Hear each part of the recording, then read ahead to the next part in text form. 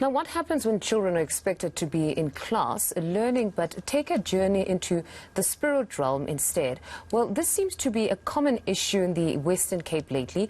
Videos of multiple pupils vomiting and screaming at Immaculate School, high school rather, have caused major concerns after going viral on social media.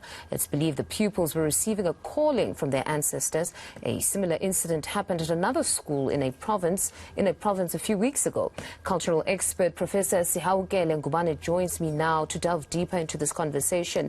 Professor Ngubane, a very, very interesting phenomena that we're witnessing now. Just talk to me about this, because there's great confusion. Some are saying it could be a calling, but some within the African tradition are saying, but a calling even in the family would be a calling for one individual. What happens when a number of children are somehow visited by this type of a spirit, if you will? Yeah, thank you, Mfundo. I think those people who say these are two different issues. In terms of ancestral calling, it goes and targets an individual, whereby there was once an Isangoma within that family, and they need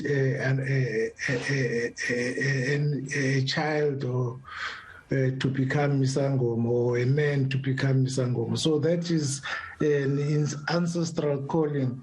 But in the case of this evil spirit, it's called in isiZulu Uguhayiza, which means a hallucination and hysteria. Maybe that is different, because this one is formed by witchcraft. It's caused by love medicine. In other words, it is a boy who's proposing love to a girl, and if the girl refuses to accept the proposal, then the boy will use traditional imiti or medicine, love medicine, or charming herbs to charm the girl, and that spirit will be infectious.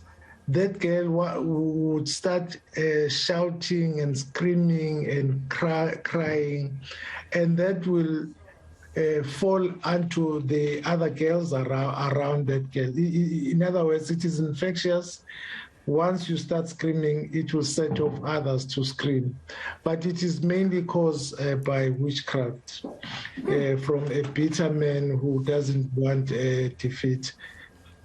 No, that's quite honestly disturbing, though. As interesting as it is, it's disturbing that with young children, then it destabilizes the whole environment in the school.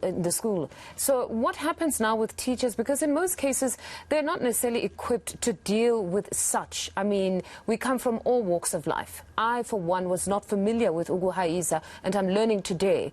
But I'd believe that there are many like me then who would not know how to deal with such a situation. What happens in the schooling environment?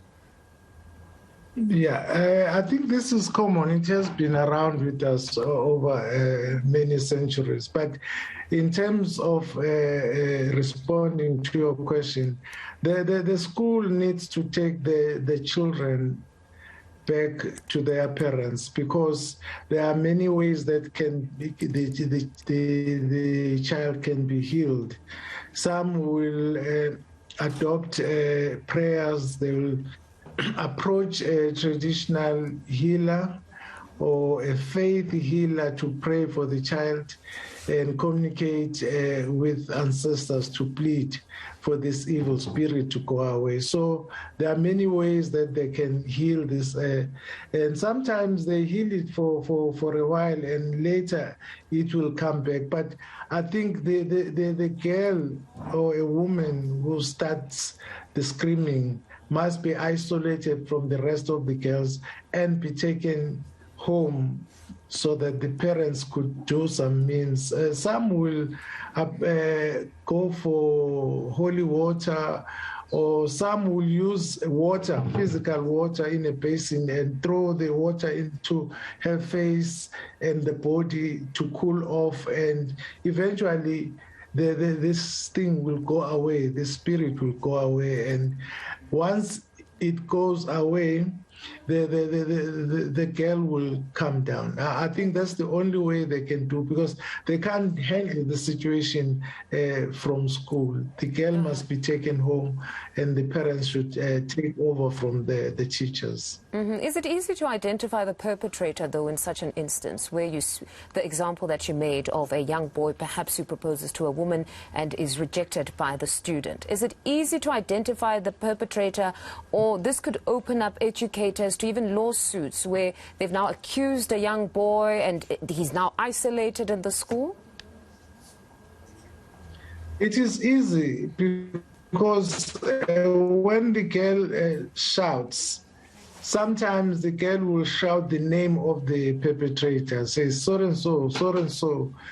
and continuously call that name. And then I think the parents should follow the person, and then they can easily identify that person, because there is what we call ukubiza umuntu okhambeni. So that traditional umuthi or medicine, you call the name of the girl in that container, whichever. I can't be specific on how this muchi is stored, but you shout the name of the girl, and the girl will respond by shouting back the name of that boy. So that is how the boy can be traced, yes. All right. Now, I just want to get clarity. You said that when the young lady starts to scream, it is then something that can become contagious, or that a spirit that visits a whole classroom, if you will, like what we've seen in these cases that were detailed. That here you could have then people around this young lady also starting to scream and being hysterical. Is that what you said?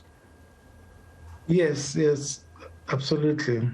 Oh, all right. So again here, would this not be open to abuse yet again? If we're speaking of the girl, I'm taking you back now to the identification of the perpetrator, that we've got a young girl who might mention a certain boy's name, and we're saying that would be indication that the person who's doing this to you is so-and-so. Could this not be open to abuse if many young people are familiar with this ukubiza? And then, even if bangakabizwa, call out a young boy's name or a young girl's name, and then the teachers assume this is the perpetrator, and it wasn't in fact the case. I mean, how do you police such? I think the girl will always suspect amongst the guys who have approached him. And maybe if she's been approached by two guys, and he calls one name, it means that is the guy who has initiated this evil spirit. But they cannot go to a wrong person, because the spirit that is possessed by the girl will give the name of the person responsible for sending this through.